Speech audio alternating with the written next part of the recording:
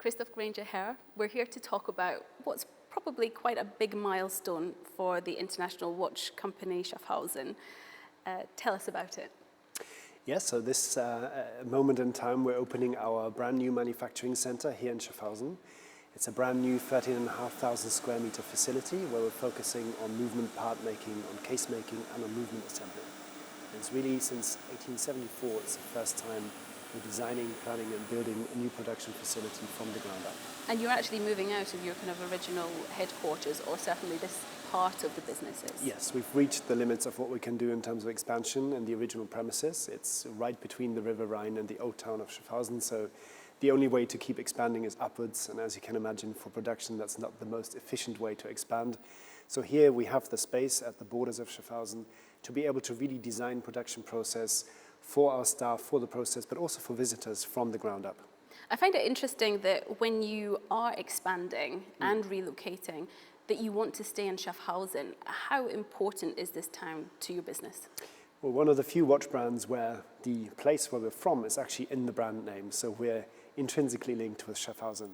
And also being an engineer of fine watchmaking, an engineering-focused brand, I think this environment here with a lot of industrial manufacturers and the proximity to the German car industry is an ideal base for us. You don't feel tied to this city though?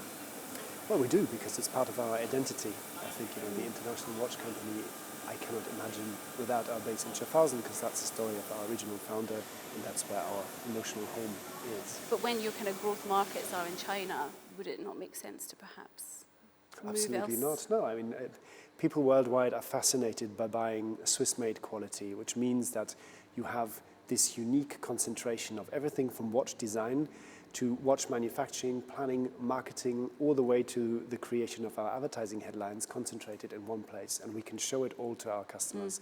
And that's one of the strongest arguments for a luxury product that you can possibly have. And you're also never tempted to move to Western Switzerland, where all the other watchmakers are. They speak French, we don't. No, absolutely not. I think there's a different cultural background. There's very much artisan-inspired watchmaking in that part of the world. We're much more engineering, problem-solving focused, so it makes perfect sense for us to be here.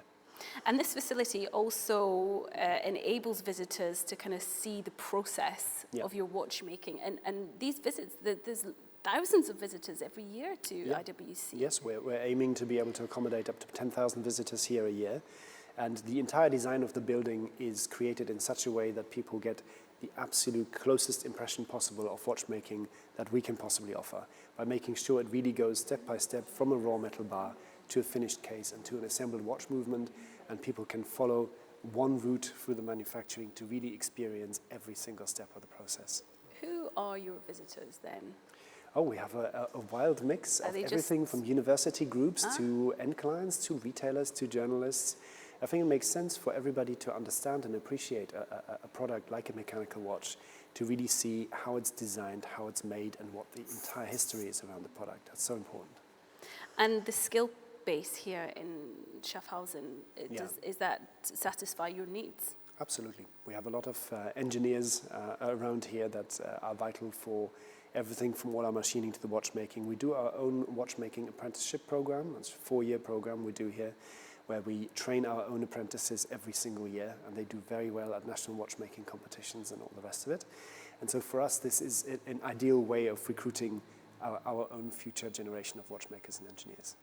And I understand that a lot of your watchmakers have a kind of family history of being watchmakers. Yes, yeah, they're still there. We have still people working for us who are 3rd, 4th generations of previous owners of IWC. So yes, it's for many families, it's a long history working for IWC. And therefore this internship is to kind of get more people involved as you intend to expand. Yeah, we see ourselves also as a vital part of the Swiss watch industry, and as such I think training the next generation of craftsmen and making sure that the skills survive is a vitally important part of being a member in this industry. How will IWC expand in the future? I think we have many growth markets that are still left to be explored. One of the major focus points for us in the coming years is the United States, which is still the biggest luxury market. And it's those market expansions that will allow us to continuously grow here our base in Schaffhausen as well. I find that interesting that you say it's the United States, because when we've been talking about the luxury watch industry in Switzerland for the previous months, we've really been focusing on China Yeah. That still for you is an important market, is it? Absolutely, and China was a phenomenon that touched the entire luxury industry, and the growth was really across the board. I think then you have brands who are naturally, almost born to work in certain countries, and surely there are more Asian-focused brands, but there's brands like IWC which always worked in a Germanic environment and which also in the English-speaking world tend to work very well. We had very good success in the UK and places like Australia, and America, with an American founder, is one of those natural markets. Why do you think that is? Because it's the larger, quite manly, quite instrument watches that appeal to a certain clientele. And there's a certain cultural background about adventure and striving and achievement that's very strong in the sort of Anglo-Saxon culture, and that's naturally quite closely linked to IWC. When we're thinking about your business, I mean, how much of your business do you control under IWC and how much is outsourced? How do you mean outsourced? Well, do you bring in external companies to contribute to the making of your watches? Yes, of course. We work with numerous suppliers in Switzerland across the value chain.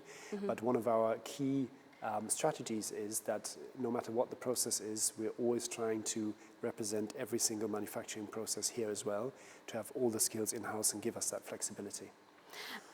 How much autonomy do you have from the owning company, Richemont? So strategically, all the so-called maisons at Richemont do their own product strategy, their own marketing strategy, and then we benefit from shared distribution and shared back-of-house services from the group. So there's no competition between you and Cartier, for example? There shouldn't be, but of course. And you all have your different markets? Of course. Okay, okay. In a recent interview, you said that you're looking very much at expanding in various parts of the world, but that the Chinese market, or these expansions in the other parts of the world, are kind of helped tide over the fluctuations in the Chinese market. I mean, is that a fickle market for you? What I was trying to say is that obviously when you look at global tourism, that's a phenomenon that nobody controls the flow of tourists to different destinations, and this can change quite rapidly. And maybe over the last 10 years, we had huge changes between preferred destinations and where Chinese clients shop. So all I was trying to say is that in each location we focus very much on building a local client base, because that obviously is much more resilient than relying purely on tourism business that may come or may not come. How do you build that client relationship then? It's mostly through retail, because when we start our own retail boutiques, we start to build long-lasting client relationships, and that really creates a community of people who live with IWC and who enjoy our events and enjoy the relationship they have with the boutique teams, and that also is then a sustainable business that you build locally. And has technology helped with that, and Absolutely. Digitalization? Absolutely. I mean, how you meet with your clients? Absolutely. It's massive in the Asian culture for all the WeChat and all the chat applications that those clients love to use for exchange. I think the days of emails are long gone, in many parts of the world, and electronic means of communication. Clearly today you can see that all WhatsApp, SMS and WeChat are the preferred communication channels for most of our clients. And now with most of boutique staff being equipped with their own professional smartphones, running their own Instagram accounts, etc., this is the way now that client relationship is mainly expressed when it's not in a face-to-face situation. And how do you plan to further engage? I think it's all about, when you look at the basic principles, we want to allow our clients to interact with us anywhere, anytime, any place, and make sure that the level of experience and service is always top-notch. You basically want to break down every barrier between any distribution channel and any communication mode. And at the end of the day, it's then up to the customer whether he wants to look at a watch and buy a watch in a long process in a boutique and wants to sit down, or whether this is quickly done over the counter at an airport or via WeChat, is up to our clients. Let's talk about your clients. Who are they?